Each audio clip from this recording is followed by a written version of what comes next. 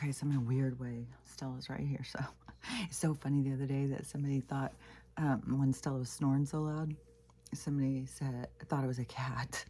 Could you imagine if you had a cat that snored that loud? I don't know, maybe it doesn't sound as loud to you guys. I kept thinking you guys probably couldn't even hear me over her snoring. It was so loud. And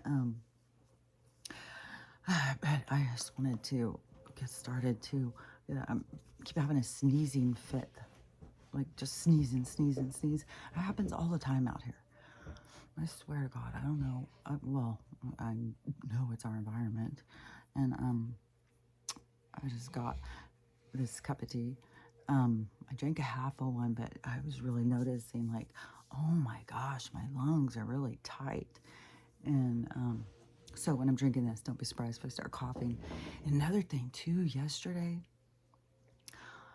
it was just like in the afternoon because we went to Seattle to do my the doctor check-in thing, which I'm glad I did. It was like a long drive and stuff, but I mean, when you're doing it with somebody else, it's time with the person. Even though it's kind of stressful, you still have time to talk to them and stuff. Road trips are fun, like to me. Like putting on music. Well, I like to do the music and stuff by myself, but even if you're with somebody else, you run out things to talk about. You put on music and sing together. It's fun, and it makes the time go fast. And so, anyways, we did that yesterday, and that little thing, it was some little infection thing. He like, squeezed it. It hurt like a bitch, and he said it's like a thread that becomes pussy and inflamed or something. So I don't know. I couldn't see anything. I can't see that good to even see what was going on there. I just knew it was red and it was hurting. And I think whatever it was, he squeezed it out and then he wanted me to get antibiotics. But I put castor oil on it. It was much calmer once he got whatever the thing was out of it.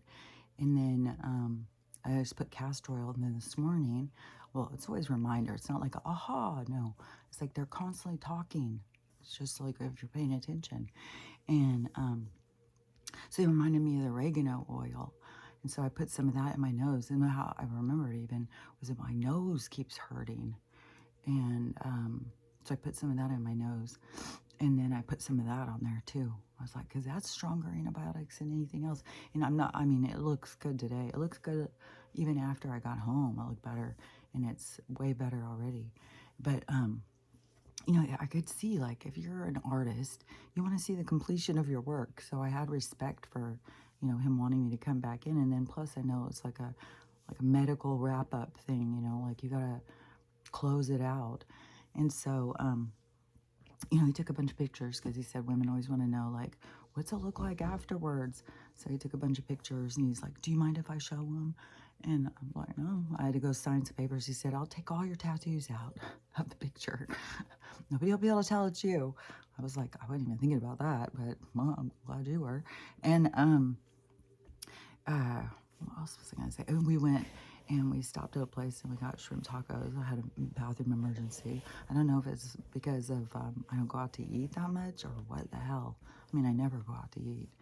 But we got some shrimp tacos. But then we brought some home and I ate a couple more.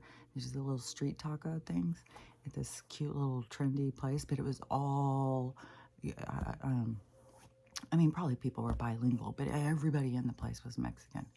And so it was like an authentic kind of place. It was really good. And then it was fine. So I don't know. I don't know if it's something, but I got a horchata. I don't know if that's the way you say it. It's like this sweet, milky cinnamon drink. It's really good. Maybe that was it. I don't know. Because I don't drink a lot of like creamy stuff. So maybe that really upset my stomach. I don't know. I've dealt with stomach issues for so long. And then when you grow up and you find out like, oh, you shouldn't have got your gallbladder out. It's like, a son of a bitch. And I like to think of all those years I could have less problems. But I had so many problems before that too. Like so many problems with my stomach. Like it's just so wild too because I just think different or perceive different or whatever it is than a lot of other people. And, you know, like to me, our body is talking to us all the time. It's telling us things, and it just depends on our ability to listen and to translate what it's telling us. And I had a bunch of that in my mind. Oh, yeah, because we got another, oh my God, another winner of a show. If you're into healing and trying to understand your own toxic behaviors, like if you're just like, ugh, like, I don't know, sometimes when you watch somebody else's toxic behaviors, you can kind of catch on and go, oh, I do that. Oh, I do that too. Ooh. And then so it helps you to be able to see. And then when it's a show who, you know, kind of helps you and walks you through it and shows you things, it's like it helps you to see like, oh, I could do that. I can stop doing that and start doing that. You know, we have abilities. We are able to do these things. They've just got people so beat down they don't believe in themselves, and they don't believe that they can, you know, master this lifetime. But you can. And because I'm a master, self-proclaimed master here. But, you know, I mean, what is it all about? Like, I don't hold resentment. I'm not angry at people. I'm not scared. I'm not, like, I don't know. Like, I guess it all depends on what you look at as being mastery. But I feel good. So, and when things are bothering me or whatever, you know, I've figured out how to work around them, skip over, maneuver through them, heal, like however it goes. Like I have figured out how, you know, it's like in the image, you know, sometimes when you're crossing across like a stream of water and the water is going and you don't want to go in because it's like going more and it's a little deeper, but there's rocks and you just maneuver through the rocks. That's what it's kind of like in life. Once you figure out how to maneuver through, the water can't wash you away and overwhelm you. You figure out how to, you know, do a little dance through life, you know, find your way. So that is, you know, that is the power play. That is when you can, you know, you're working into your own. And, but in this movie, so, and it just has bumpered up so well with these other ones. It's like, and it's so funny because, you know, that's what her and I talk about a lot. And I know these movies have just, well, she did start it with the rabbit, no, the deer. What was that? Baby reindeer. What? I can't even, like, I can't even recommend that enough. Like, that guy bears his soul. He talks about things that people don't talk about, talks about uncomfortable things. And, you know, well, for one thing, it does, like with his dad, you know, it brings up other things so you can release them and you can face them. But then also when these people show, like, you know, how they heal and how they work through it, it helps people develop their pattern, you know, like, oh, that rock, well, if I go and do that, and you can't just follow exactly, you know, we're not meant to. It is, you know, you got to figure out what rock works for you. You know, you got to go in your pattern. You're the developer of the pattern. You know, it's you figuring you out and listening to yourself. But so in this, so this one is called Parachute, and it's new. I think it's been out like a month or something. And I'll tell you a couple of weird things about it that I found quite interesting. So one of them was I saw Brittany Snow's name go through the credits in the beginning. And then, you know, I didn't think that much about it. The movie was like, it really has you in there, and it has a bunch of people in it. And then a bunch of people you'll recognize, maybe being like, what's that person's name again? That's what I was doing. But then my daughter's Googling, looking up what they're from, what they're... And so the movie... let me think. Oh, yeah, because it said Brittany Snow. And then, so at the end of the credits, you know, we're sitting there talking about, like, oh, my God, that was so good. And she's looking up more things. And I see Brittany Snow's name again. I said, so I'm paying attention. Brittany Snow, like, I didn't see her in there. And then it said, what was it? It was, like, directed by Brittany Snow, I think it said. She was maybe it was directed or something. I was like, what? What? That was a big jump. Like, I didn't see that coming on Brittany Snow. She was like, if you don't know who she is, she was like, I'm trying to think of this girl's name. But she was one of those girls who played with the real blonde hair, like in the 90s. She was like that push on those ditzy, blonde, sexy girl. She was young and cute, and that's how they marketed her. And so, she was marketed as like this blonde, ditzy girl. So you didn't really look at her as like a deep person. And so, yeah, it's coming up like, what? That's a jump for Britney. I don't know what she's been doing. And then the next one came up. It says written by her. And written by her and another person too. But she was a writer on it. Like it's her, she wrote the story. And my daughter went and looked it up and said, yeah, she wrote the story. Because she was like, what? She's like, no, she thought I was talking about different Britney. And then I was like, no, you remember Britney Snow? So she went and looked her up and she's like, oh yeah. And then she was like, what?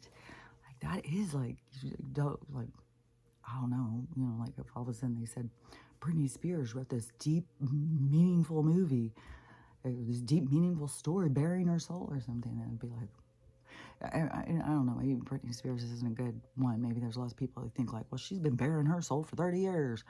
It's all perspective. But I'm just trying to think of somebody who it relates to, because like Reese Witherspoon has been like up at the top of that, and then it was like the ones who, were like her, I guess, because it was like that legally blonde kind of personality. And which Reese got more parts. She didn't have to just keep playing that, but I think some of those girls just kind of like, well, I'm not going to keep playing this. And then plus you age out of it, where they want you in your early 20s so that you can look like you're in your late teens. That's all they fucking care about. Fucking weirdos. Which, I guess on Twitter, the big thing that was yesterday evening, like I don't know what's going on this morning on anything, but yeah, because still it's been like, and I've already been in bacon, and I was waiting for my first cup of tea. I already made this, it's like a carrot, apple, nut, raisin, spice bread, breakfast bread thing I made. And then, and I made cookies. I have to start baking once the bread's done. The bread's still cooking. But it's like a breakfast loaf thing, not like a bread. So anyways, carrot, or what is that called? Breakfast cake or something? Something like that. But anyways, so I was like, oh, wow, that's something that she wrote this. And like, man, she's like, there's a lot of hidden deepness in there with her. And so the movie is about this girl. It's so good because it's so real and raw. And but this girl, she's got so many, she's got diagnoses code, and she has huge struggles. And then she's like an only child of a dismissive power play mom, like this mom who's just like, kind of unfeeling towards her daughter, you would think. So it's like a businesswoman. Like at one point she goes, I haven't even seen you in 3 years. She tells her mom. And her mom is just, I don't know, like, and the girl's trying to, be the victim of her problems. So she's got an eating disorder. She's got body dysmorphia. She's got like a lot of toxic characteristics. Like I'm sure she's got borderline history, like she's got all sorts of stuff. She's narcissistic as fuck. And that is what I have said. When you keep going in your disorders, you become so self-contained, self-involved, that it's hard for people to be around you. You suck the life out of everybody because you just got to be the center of attention over your crises after crises, and poor you, and look how hard it is on you. So if you don't want to be like that, and there's a lot of people like that, like half the fucking population, because it's like, oh man, I was going to sleep sitting on that pillow. Half the population, I mean, it's like, it's two parts to the population. We have the, like the narcissist and the do-gooder, the giver. And the two both have to find balance. You can't just take and need everybody else to fix you and, and it's all about you, the center of everything. And you also can't be just give. So it's these two roles constantly coming in life, playing out in different scenarios. And you're playing it out with people you're close to, even though that they anger you and they're your opponent in this game. But is what the benefit is, what they're there to teach you. You can benefit from it, or you can just keep skipping over it. Like, you have these come into your life. Like, I'm sure, like, one bad relationship after another. I had plenty of opportunities to look at things different and make changes. If all I would have had to do was take responsibility for myself. But I kept blaming everybody else. Oh, it's them. It's them. He's so mean. He's so this. He's just drunk all the time. It's all him. And as long as you're in that, you're not fixing anything. You're just bouncing to the next one. You're in that vibration. And so that vibration is toxic to you. When you question yourself, and you're like, well, I want better relationships. I've got to fucking do better. What the fuck am I doing wrong? And you start really going at yourself. Then you can see your fucking toxic patterns. Once you fix your toxic patterns, but you'll have a lot. Like, I can't just say, oh, fix your toxic patterns and you'll be all fixed. No, because you will have challenges after challenges after challenges. It will keep pushing you to define those, like, in boundaries and stuff like that. Now I'm thinking, it's like, my cake better not be burning. It seemed like it had just enough time to kind of finish it. So, I don't know. Now I'm tempted to go look at it.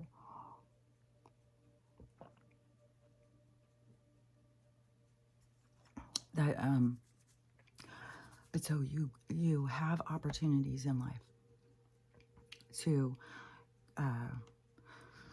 change your patterns, but you have to notice them. You have to look at them. As long as you think it's everybody else, then you can't fix any of them. You can't do anything. All you do is cause more issues, telling somebody what's wrong with them, because you may be able to see it clearly, but they can clearly see what's wrong with you. You're the one who can't see it. But that's why the universe is stepping in at this time and saying, hey, you guys, you're all going to see yourselves real clear. And you're going to understand yourselves on a whole nother level. And it's going to be hard. It's going to be, it's going to be a challenge. That's for sure. Because people don't want to look at themselves. They want to blame everybody else. Victim is very comfortable. Somebody else is doing it. You're perfect. It's everybody else. So that position is it's a comfortable one once you get yourself into it. Once people get into those patterns of, they create a comfort for themselves. It's everybody else, but then they're not growing. See, they're staying stagnant in their growth because they're not taking these opportunities to challenge themselves, to do things different, to see parts of themselves and stuff. And so, and another thing that I thought was so good in this one too, was the soul connection with the two people, just like in Baby Reindeer.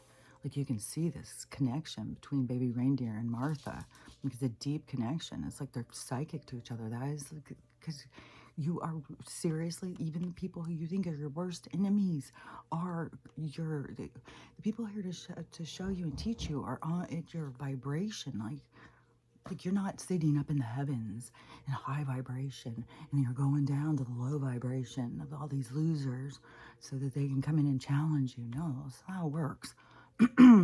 Your development thing, you're around other people that are, in your vibration. When you are creating your experience, it's, and there's like a lot of variables. It's not like nobody's exactly the same as anybody else. Well, I think that you have people who are really, really close to you, who you are, at a cellular kind of vibrational soul level or something, because of this splitting off thing, how everything splits off. I think that there's something, I really do think there is something to this. A soul splits, like a soul becomes both poles, like the male and the female, but then it splits and becomes two more. And then, see, I don't know if it just keeps splitting or if it's like higher cells putting a bunch out there. Like, there's a lot more to this soul thing. But the way cells split out like that is like, I think that that is a part of our patterning. So I do think you do have a soul that is very in your vibration. Like, you just get each other. Like, you can talk without even talking words. You can just look at each other and like know what the other one means. And So you're like on another level of understanding each other because of your vibration. And so you have like a healthy one, but you got to go through all the unhealthy stuff to get to the healthy one. And so that's where I think where people think, well, I have a soulmate, like your soul split, like a person that really gets you and you get them. I think we all kind of feel like that we have that out there somewhere. Oh, good, it went off. So we all have that kind of thing out there. I think that we feel it in our bones or something. So anyways, that makes sense to me. And but all the different souls, it's not like everybody is there. Man, it's hard to explain because I know so many people think that everything just happens every day, just happens. It's not like a pre-designed, it was pre-written. People don't realize that they're doing what they were always going to do. And so so you can be in a relationship, like I said, for mine, I was always into that, like, chance meeting thing. It was like, well, this is a chance meeting. And the weird thing is this neighbor guy who I've never ran into somebody so much in my fucking life, I swear to God. It's like, this is weird. And it's not like I think like, oh, well, we're meant to be. Like, no, I'm pretty sure I already know who I've been shown. That person's not ever in the show that I'm shown. But this other person always is. So, I don't know. It's weird. But, and I just wonder, like, what the fuck? Like, what is because there's reasons. I haven't figured this out yet, so why? Just is odd. Like, it keeps being a question in my mind, like, weird. And it is like, even if it's in the neighborhood, it's still timing. Like, there's, how many people I don't ever see, and you see this one person all the time. I was like, that is weird. People who live next door to me that I don't see that much. Somebody who lives like 4 houses down, and so and they're new to the neighborhood, but they're also, this is like their weekend home kind of thing. They don't live out here all the time. So I don't know, maybe I'm on his mind because I'm one of the only people he's met out here or something. So like maybe he comes out here and then he's like, oh, I wonder how she's doing, and then he sees me. Like, I don't know. Like, I don't, it's just strange. And so the so in this movie though, the two people, see people, you can see their soul connection. I think there's no missing it. And I had these soul connections with these people. And that's why I would sit there and think like, oh, this is my person. Like everything, how it worked and everything. And I had no idea, like the part of life of like, oh no, this is a person who's here to teach you. Like you're close to them in your soul and stuff, but no, this isn't your happily ever after. This is like the work you got to do to get there. I was like, what? I didn't know that was that. And so so I felt really connected to the different people, and that it led to a lot of disappointment. Like, what? This is the universe is offering for me? Like, what was I just really a horrible person in a past life, and this is what I got to endure now? Like, what the fuck? And you go through a lot of different perspectives and questions when you're going, and especially if it's like one bad relationship after another. I was like, fuck, what the fuck? And I knew I was broken, like, but I didn't know how to fix it or what was wrong or anything like that. And all they do is give you diagnoses, codes, and pills to try and fix you. It's like, no, I want to really be fixed. I want to really improve my life. I want to improve my relationships. I don't want to just put a bandage on it and, go get drunk somewhere. And so but when you don't see it, you can't see it or anything. But that is what, the benefit of how things played out for me. Like when I got the brain injury and stuff, and I thought, what a horrible fucking bullshit. Like, fuck my life. Like, it was just nonstop fuckery. And, there was so much nonstop fuckery. I had so many people like, you ought to write a book. You ought to write a book about your life. Like, your life is crazy. I was like, fuck, I couldn't figure it out for so long. Like, why I had so much fuckery in my life. And then I go to these, like, palm readers or stuff like that, and I'd be getting this, like I was told there was going to be abrupt change long time ago, and way before any of this stuff, like I knew. So I don't know. I didn't know there's going to be abrupt change. Like I've seen that in a whole bunch of different ways. But anyways, I was, I was like disappointed for a lot of time. Like this is the guys. Like how am I supposed to get close to these people? How am I supposed to like, But I didn't know what the channel. I didn't know what part of the game I was in at the time, and so but watching this movie and seeing in Baby Reindeer and this one, and this couple, oh, they're so close, but this girl, she's got so many triggers. And then they show stuff in their background and their families. And so she, she loses her mind. Like, if like this boy and girl, they meet each other out, and she just got out of rehab.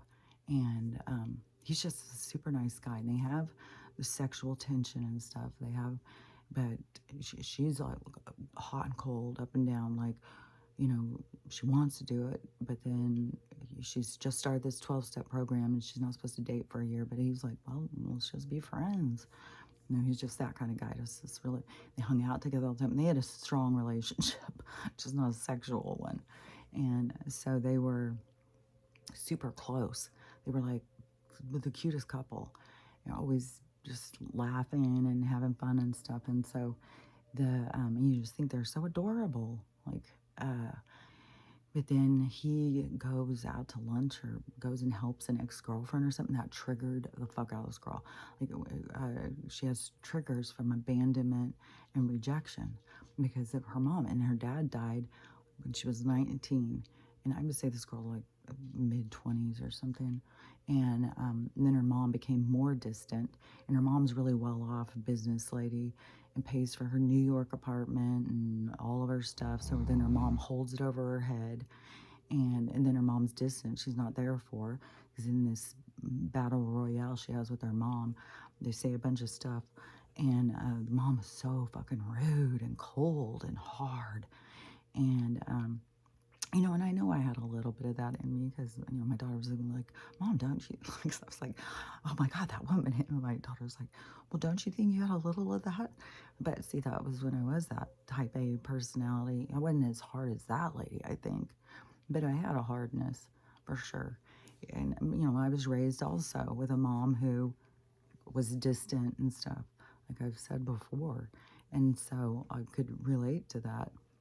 And that is hard, even though, you can see your mom as you get older, you can see your mom's trying to protect herself, but there's a sense of rejection, but we're supposed to go through that. That helps us to heal and grow. It gives us a direction to look. It's like a flag waving over here. And so those are signals to heal something. And so, and it can take a long time, because you don't know how and what am I supposed to do. And everything with boundaries, it's all in the gray. It's you defining yourself. And then when you are a people pleaser and you're trying to please other people and putting yourself aside, you get drained. And so there's so many fine-tuning things all over through the development of self. So it's very, it's refining yourself. And so so in this show, the girl, she has these, very toxic behaviors. Like, as soon as she feels triggered and rejection and stuff, she loses her mind and she'll start binging and stuff. That was another thing my daughter looked up, was about the binging and what people eat in a binge and stuff. And this girl would just start putting stuff in. Like, she got, there was a bad scene with her ex-boyfriend. Why she ended up in the hospital is he was asleep. She went and looked through his phone, found a conversation with another girl, was triggered, went out in the kitchen and started making the most, just like pouring whipped cream, pouring chocolate chips, pouring sugar, pouring milk, like all this like goop frosting or something, and just started eating it. And it was like, oh God, no wonder bingers get sick. Like, fuck, man. And then she kind of got herself sick. Like, ooh, that's disgusting. So she dumped it in the trash. And she started eating it out of the trash. And then he came out of the room and said, "What are you doing?" And so he was so grossed out that she was eating out of the trash that he was like, "Whoa." And then she went in the hospital because she was in crises. And then she got out. And then she met this other guy. And so she was trying, but then, you know, another thing too, we have these pulls to want to be, you know, to feel love. And, you know, we're supposed to go in a certain direction, that it's about love and connection. And so that's a natural sense inside of us. It's like a, you know, like a homing device or something.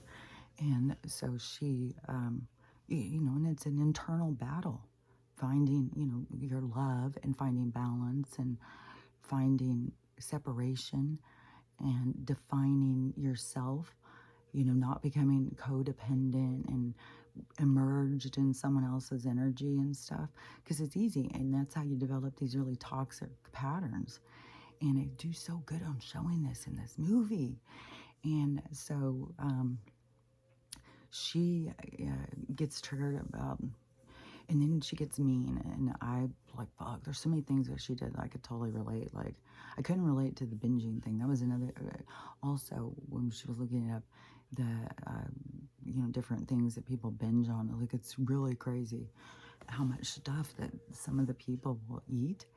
And so we were talking about, like, you know, these people, like, will eat a bag of cookies, a thing of ice cream, a family-sized thing of chips, go to Jack in the Box, order a bunch of tacos, like, just, you know, like this insatiable thing. But like my stomach would start hurting, like once it got full. And then plus I have like an internal voice, like my fifth cookie of the day, my internal voice is like, "Oh, get a little indulgent now, aren't you? Yeah, don't you think you've had enough?" And it's like, "Oh, yeah, I guess you're right. I have had enough. That's probably a good line to draw." And so I have like a switch where some people would take that as like, "Oh, that's your guilt speaking," and stuff like that. But also you can look at it as like, well, that's my body telling me, like, don't be packing on the pounds because you want to fucking sit here and eat all these cookies. Like, think about me. And so it all depends on how you perceive, how you look at things. And in our toxic society, you know, they've tried to keep us in a certain way. So they, you know, tell other people, you know, well, you got to eat this much, got to do that. And then look at all the people struggling. So, anyways, there's something that they don't have, that off switch that tells them to turn it off, and their stomach doesn't trigger them to stop when it's getting stretched out and hurting. Like, that's one to me, like, even on Thanksgiving or something, I can't just keep going and going. Like, no, once my stomach is like full, it's like, okay, I'm full. It hurts to go past that. And you know, sometimes it's like you know, I'm definitely taking a few bites past that where it's like, oh my God, is it ever gonna stop? It's gonna just hurt forever. Oh, there's people coming. So I probably won't keep going very long, but I want to finish this thing about this guy too, because so she had this toxic part of her life's, you know, with her, the dogs go through. Lily's the little one. This is noisy. So anyways, so then the girl had this mom who was not there for this distant mom or whatever. So it triggered all of this abandonment, all that stuff. So the guy, and I could relate to him too, because my dad was an alcoholic. So he had this parents who were together with the mom was a total enabler. They had this Thanksgiving dinner where the mom is sitting there saying like, oh, Stella's sitting here staring. I can't pause when I'm going on this thing, so sorry. I gotta finish what I'm talking about. So the Diego, let's go. Stella sits right here and stares down, and her dogs don't want to go past the stare dog. Stares. I don't even know if they know Stella's a dog. Like, Stella's just way bigger and she's intimidating. So anyways, so the guy, he's got this dad who's this total alcoholic, and it has another scene where he has to go rescue him, and then he's got to go through this whole thing. Oh, you're my best friend, blah, blah. And the son's just like, oh my god, and it's like, oh my god, I can relate to this stuff so much. Like having an alcoholic dad and having to rescue him, and the crazy talk, and then he has this. His mom is an enabler. My family thing wasn't like that. Mine was fucking chaos, fighting and screaming, people going to the hospital, and just craziness at my house. And that was when that's when he was still married to my mom, and she was sober.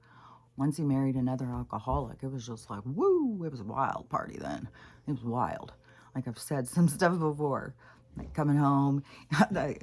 This one story, it just cracks me up. Like, because I think a lot of people don't have this experience, but I come home and they were drunk all the time, and I was 17 years old or something, and my mom had kicked me out. My dad, like I went back and forth, and they went and got me an apartment. I was like rejected as soon as my parents had split up. I didn't really have anywhere to go because I couldn't get along with my step parents.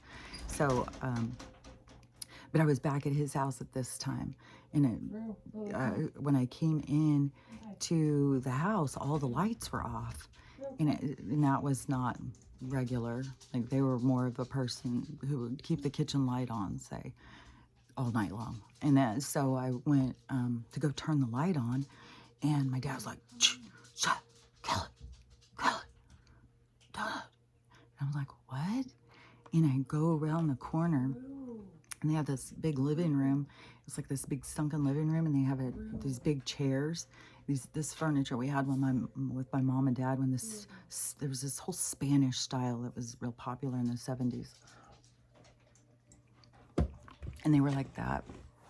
But in this scenario, they were like places to hide from each other in a shootout because one of them was behind each chair across his living room, and they each had a gun on each other, sitting in the dark, waiting for the other to move to shoot them. So I just, after I saw that, I just went in my room and went to bed. I was like, this house is so crazy. It was crazy. It was cops coming all the time. It was a wild house. So there was a lot of just weirdness. So I was like, when I see some of this stuff, I can totally relate to that weird. Weird Thanksgiving dinner when the dad starts seeing all the stuff, then the son and the dad get in a fight. The son had brought the girl he wasn't sleeping with her, but then she had gotten triggered, so she started sleeping with somebody else, and all this drama because people aren't being real and honest and vulnerable. They're all playing games all the time. So she, I could see totally what the son, he is like becoming like his mom, like an enabler, and he's enabling this girl. He's rescuing her all the time. He's always trying to help her. And so it was a totally toxic relationship that was developed with them. And he was the one who caught it. She just kept going. She would go into drama, like she's going to kill herself. She's going to go gorge herself to death eating, like very self-abusive. He says this one really good thing too. And it was, I got to think of how he said it, because it was like, because she said something like, you're just mad because I won't sleep with you. And he said, because they tell each other that they love each other all the time. And I think he had just said something about that, I love you or something. And she said, you're just mad because I won't sleep with you. And he said, no, you only sleep with people who hate you as much as you hate yourself. I was like, fuck, score. That was such a good one. Because it was so true. And so many people do that. When they hate themselves, they put themselves through the ringer and they don't realize it. And that's why you got to get to the core of why you hate yourself. You got to figure it out. It's all these weird things from, our past and past lives and stuff. So, and just remember, like, if you can't get to the past lives things, the current life is there to still play out these things that you're trying to heal. So it's not like you have to remember, because it's right in front of you when you get in tune with life and trying to figure out, how to play the game in the most productive way. And so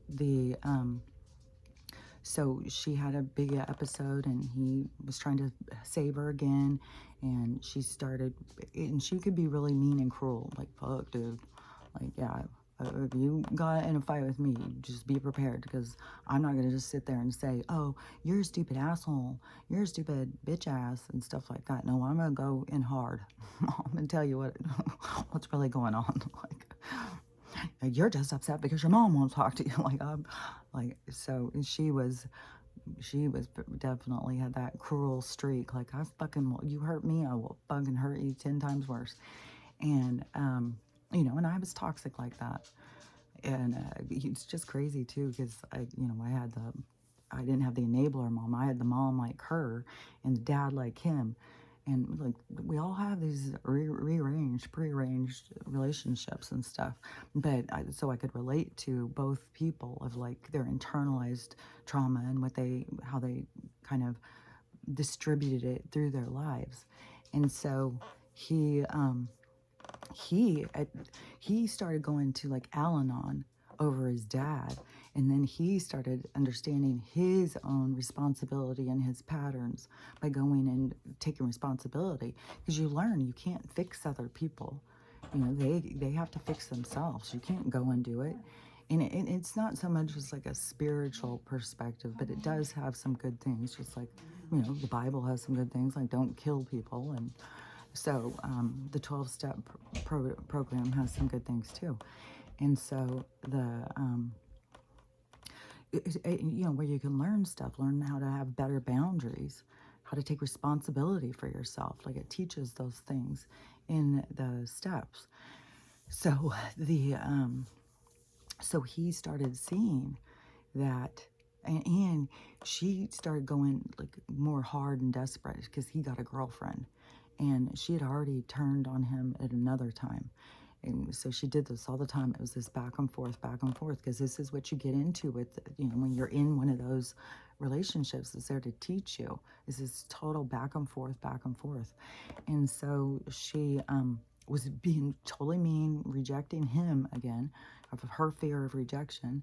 And so he left, and he started going to Al-Anon. He met another girl, started dating her, and she was a lawyer, and she was young. And it's so crazy too, because the girl in the show, she's constantly beating herself up, like, you're too fat, and she's not fat at all. But I completely understand body dysmorphia. Your body doesn't feel the same inside as it appears to other people. There's a lot of learning. Like, we have such body dysmorphia in our society. It's huge. So it's a real thing, to try and understand yourself and your, state of being, and you being a part of something that you're not really a part of. It's like but it's representative of you, but it's representative of you to yourself. So it's very complex. It's very convoluted. So but once he had said, so once she found out that he has a girlfriend, she starts desperately wanting him back, because that is a trigger. Another trigger happens, so you have an automatic response, and then your automatic response is you're not thinking, you're just in desperation. You're trying to win, you're trying to get what it is that you're trying to get. But it's toxic how you're trying to do it. So, the wheeze. But whenever I drink the Mullen tea, see, then it starts moving all that, and then you start coughing. It's it's good to get all the fucking toxins out. But but anyway, so once that she had tried to kill herself, and I guess he was at the hospital while she was asleep, but then he ended up leaving, because she woke up and her mom was there. But when he was there, he had said his goodbyes to her. He was done with the toxic relationship, and she was pretending to be asleep. So she did hear it. She did know that this was it. He was not going to do this anymore. It wasn't good for her. And look at how she was going so much worse, and it wasn't good for him. And he could recognize that.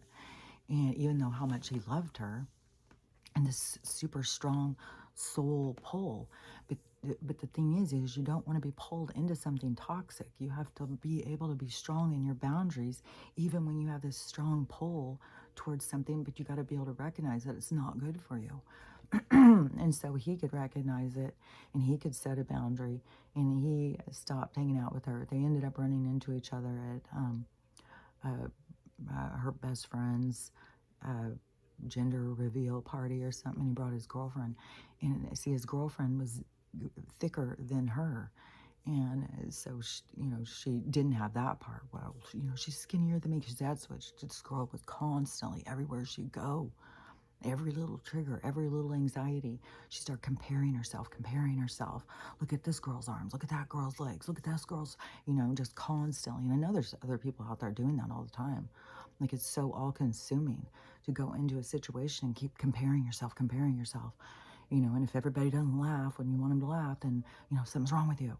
Like, we overthink, you gotta get way more than just like, well, just go with the flow, you don't have to, it's, you gotta just not get all caught up in what other people, because you gotta remember, they've all got their own thing going on. Not everybody's just there for you to entertain. And so if you say something, and you don't get the reaction that you want, just, be true to you. Don't be true to the audience, You want to be true to you. So anyways, but the guy setting the boundaries, saying, I'm not doing this anymore. This isn't healthy. And realizing his own part to play and see, because it's real easy. If you have an enabler parent and you see this pattern, it isn't like you have the realization what you're doing. You're just this way of like, well, I've got to help them. And it's you putting yourself aside all the time. But the thing is like when people put themselves aside, there's another toxic attachment to it. They're doing it for something. They're doing it to feel better about themselves. They're doing it to, it's like a savior complex. Like, I'm better than you because I can save you. So it's not good for the person. There's still ego attached. And so, and the people who, are the ones that are draining, who are full-blown narcissistic behavior pattern of like, it's all about me, nobody doesn't care about anybody else. Oh, you got a crisis? Well, too bad. I ate too much yesterday. It's like, it's just nonstop about you and your crisis and how you feel, and you push other people away because there's a part of that really in the thing too with their best friend. It's just being like, oh my God, that's what I was going to say earlier. It's like I kept getting attacked in my throat yesterday. Just out of the blue. Now I am again. I could feel it coming. It's like something crawling up my throat. So, so I think I will go. As I don't know. I probably have said all the things I was going to say about that. But those movies are good ones if you're really trying to figure out, like, I know I do stuff. I know I've got problems in relationships, but I just can't see it. I can't figure it out.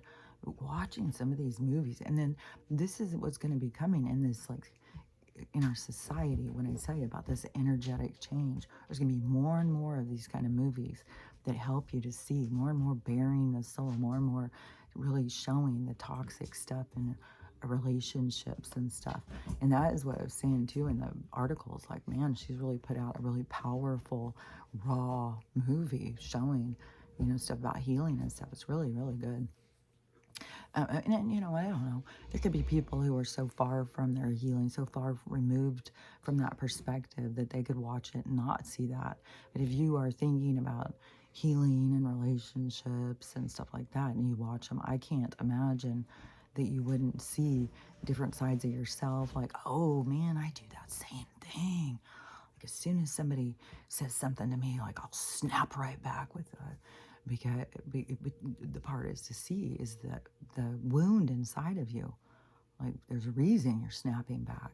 You're wounded and you're fighting back for your life, which feels like it is your life when you're emotionally raw like that, like feeling rejected, feeling abandoned, feeling like you're not good enough. All those things bring up, it's like a churning, like an intensity inside of you that is and then people wonder, like, why am I anxious all the time? Why do I got an anxiety disorder? Why am I depressed? Why am I it's because you're trying to hold way too much shit together.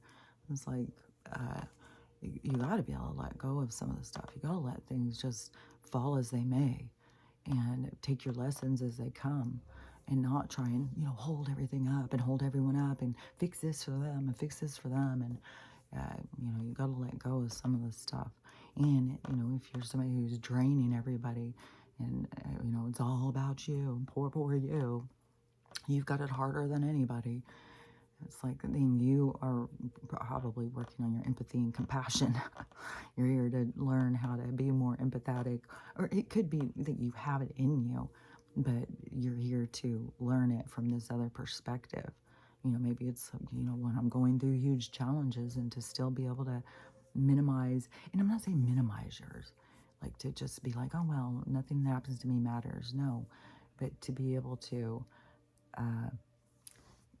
is kind of putting things in balance, like not making it so much over here, being able to pull it back and be like, I'm gonna give myself 15 minutes a day to whine and cry about how hard life is.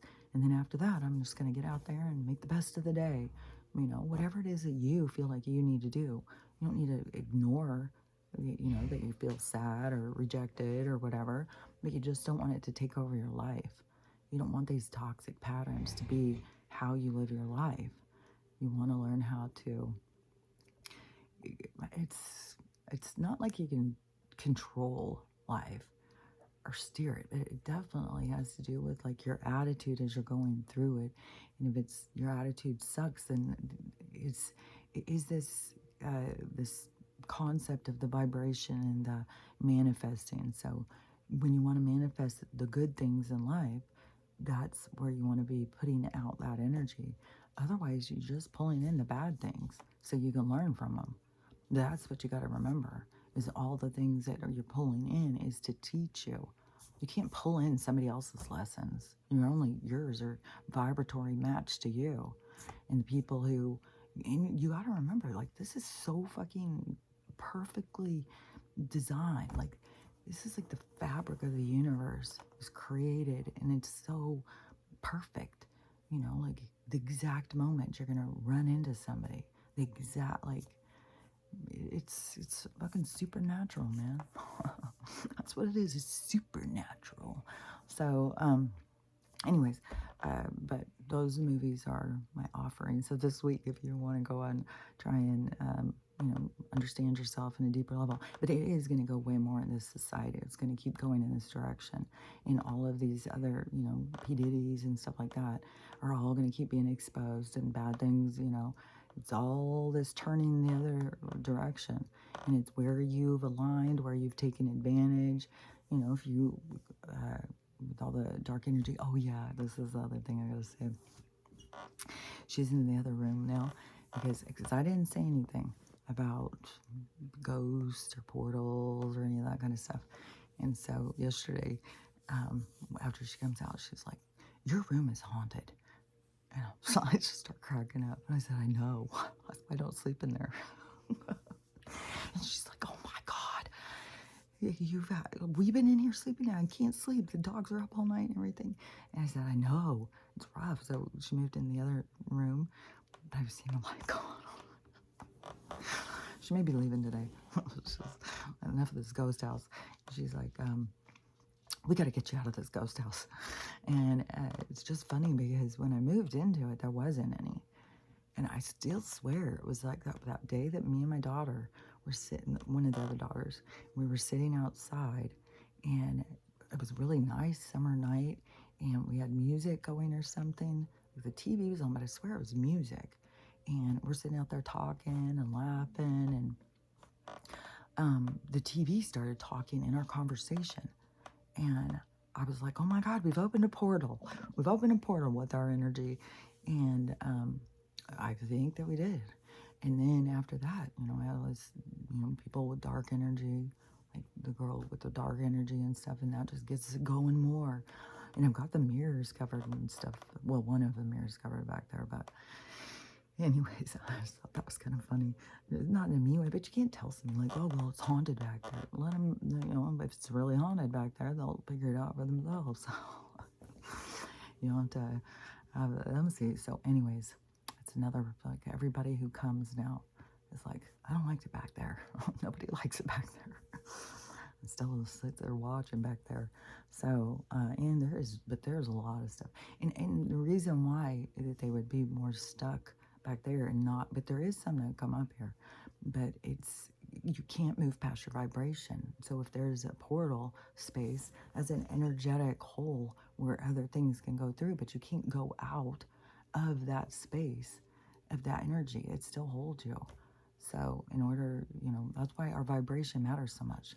That's why we do this. We're constantly making our vibration so we can move and do more and experience more. But that is a part of our life purpose, or whatever, is the experiencer, going and experiencing more. So anyways, that's, and you can make it, you can make the experiences your bitch. You take control of them, but it is through your attitude.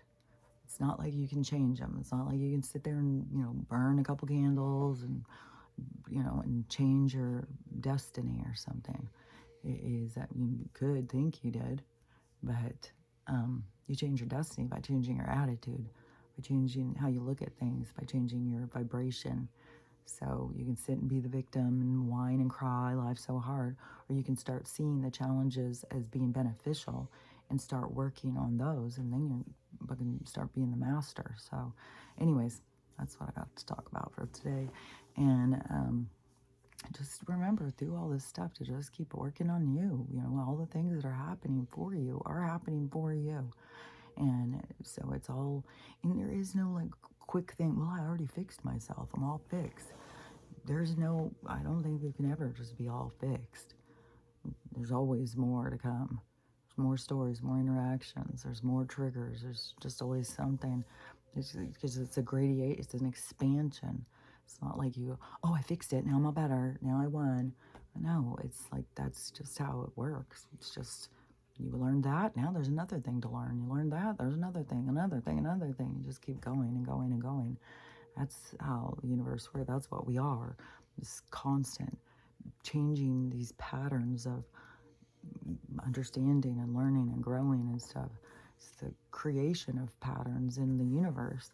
So anyways, that's the way I see it. So everybody's got to see it the way they see it. I'm not trying to force how I see it on anybody. I'm just saying, sharing how I see it. So just remember to love yourself, to love everyone. No, Mr. Colin, I'm going to go cut that cake. Love yourself, love everyone, and have a living day. It's up to you. Talk to you later.